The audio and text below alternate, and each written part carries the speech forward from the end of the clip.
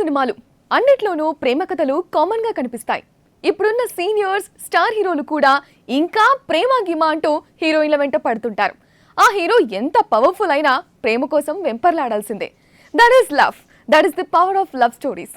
Yes, ఏ భాష cinema అయినా ప్రేమ కథలతోనే ఉంటుంది. ఆఫ్ కోర్స్ కొన్ని కథలు మినహాయింపు అనుకోండి. అయితే ప్రతి లవ్ స్టోరీ ఆకట్టుకోదు, ప్రతి ప్రేమ కథ సూపర్ అనిపించుకోదు. అయినా పర్వాలేదు అనిపిస్తే ఆడిస్తాయి. ఆడియన్స్ ఓకే అంటే హిట్ కొట్టేస్తాయి. బట్ గ్రేట్ లవ్ స్టోరీ అని చెప్పుకునే సినిమాలు మాత్రం చాలా రేర్గా వస్తాయి. అలాంటివి ఎవర్ గ్రీన్ గా నిలిచిపోతాయి.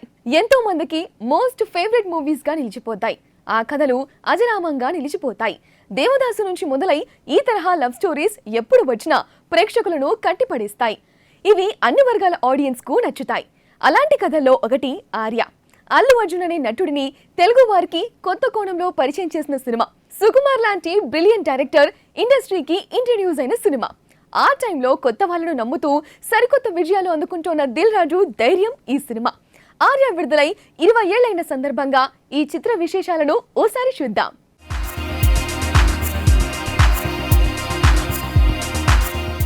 ఒక్క క్షణంలో పుట్టి అనుక్షణం వెంటాడేదే ప్రేమంటే అంటాడో రచయిత.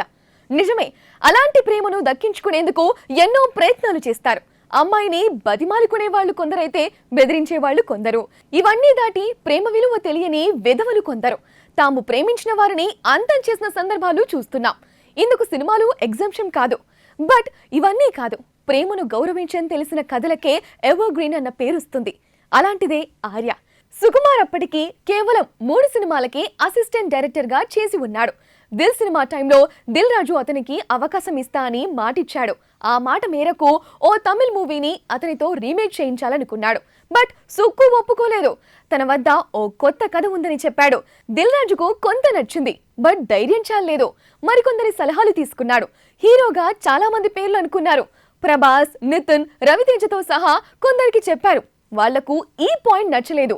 ఫైనల్ గా దిల్ మూవీ ప్రీమియర్స్ టైంలో వచ్చిన అల్లు అర్జున్ ను చూసి ఇతనే తన హీరో అనుకున్నాడు. అప్పటికి గంగోత్రి అనే మూవీతో హీరోగా పరిచయం అయ్యి ఉన్నాడు Allu Arjun. Cinema okay, but అతని లుక్స్ పై విపరీతమైన విమర్శలు వచ్చాయి. అసలు ఇతనేం హీరో అన్నారు. ఆ విమర్శలకు సరైన సమాధానం ఆర్య లుక్. అనుకున్న దానికంటే డబుల్ వర్కింగ్ డేస్ లో పూర్తయింది. సినిమా విడుదలకు ముందే దేవిశ్రీ ప్రసాద్ ఇచ్చిన ఆడియో బంపర్ హిట్ అయింది. ఎక్కడ విన్నా ఆర్య పాటలే. ఆ ఉత్సాహంతో 2004 మే 5న విడుదలైంది సినిమా. మొదట చాలా మందికి అర్థం కాలేదు, బట్ మెల్లగా పుంజుకుంది.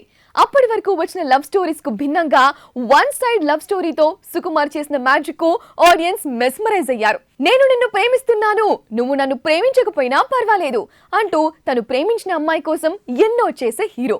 కాలేజ్ లో ఎవడో చేసిన బ్లాక్ మెయిల్ కు తలుంచి ఏ ఫీలింగు లేకుండా ప్రేమలో ఉన్నాను అని భ్రమలో ఉన్న అమాయకురైలైన అమ్మాయి. ఆ ఇద్దరిని కలిపే క్రమంలో తను ఆమెను ఎంత ప్రేమిస్తున్నాడో చెప్పకనే చెప్పిన హీరో. అసలు తను ఎవరిని ప్రేమించిందో తెలుసుకున్న హీరోయిన్. చివరికి కథ సుఖాంతమే అయినా ప్రీ క్లైమాక్స్ లో హార్ట్ మెల్టింగ్ అనేలా అల్లు అర్జున్ హీరోయిన్ తో చెప్పిన డైలాగ్ ఇప్పటికీ కన్నీళ్లు తెప్పిస్తుంది. బట్ దాన్ని హీరో క్యారెక్టరైజేషన్ లో మిక్స్ చేసి దర్శకుడిగా తనెంత స్పెషల్ అనేది ప్రూవ్ చేసుకున్నాడు సుకుమార్.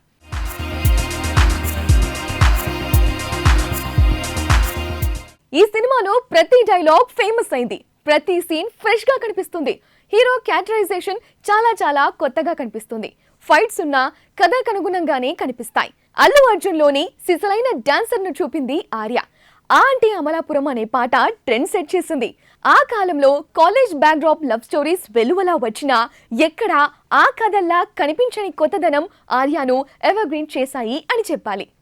ఈ మూవీతో అల్లు అర్జున్ కెరియర్ కు స్ట్రాంగ్ ఫౌండేషన్ పడింది.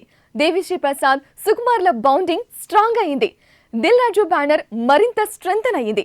మొత్తంగా గత 3 దశాబ్దాల్లో ఆర్య వంటి లవ్ స్టోరీ రాలేదు. అందుకే 20 ఏళ్లైనా ఈ మూవీ ఇంకా స్పెషల్ గానే కనిపిస్తుంది.